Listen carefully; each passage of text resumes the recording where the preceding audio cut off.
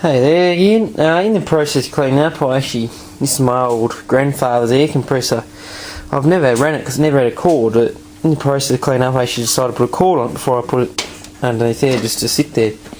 Because yeah, it's not really there for any purpose, it's simply there because it's the only bit of machinery I got from my grandfather.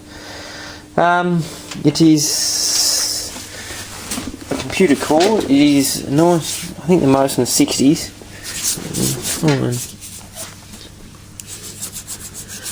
It is a Bush Electric Co, Melbourne, Australia, 230 volt, RPM 5 horsepower. Yeah, all that. Obviously it's a capacitor start motor, hence the giant ass capacitor sitting there.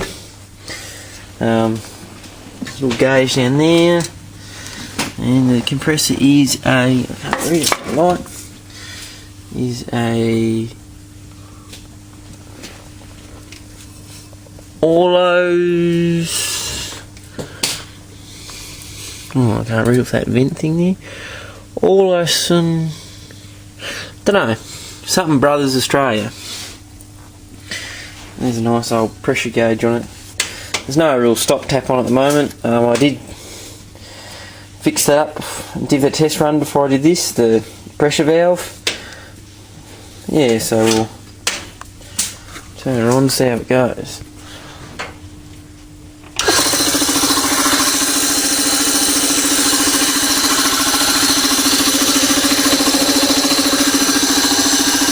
Motor's mounted rather crooked, but I won't really worry about it. You can see there like that. This works quite well. So we build up the pressure and it's well now. Builds up pressure really quick because it's a tiny little tank.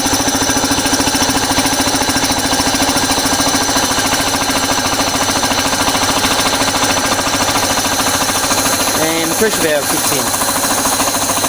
When testing, there it is.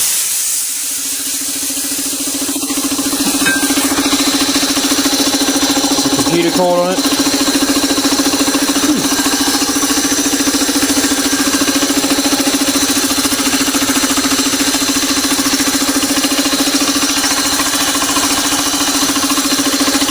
Alright. Yeah, when me and Alex were here today testing it, I had my boot on it. I told him to tell me how high it was going, expecting this to shut open. But his screen let me go up to 200 psi, and it got up there really quickly, so I'm quite glad that he told me that, because it lit my foot off, because it would have just kept going until it pops, because that would jam shut. I should have checked that before I turned on, but that's what I get. Nonetheless, it'll sit under the shelf there and just chillax under there. It's not find a use for it, or like I said, it's not going anywhere. It's a pop-side air compressor. Yeah, see you later.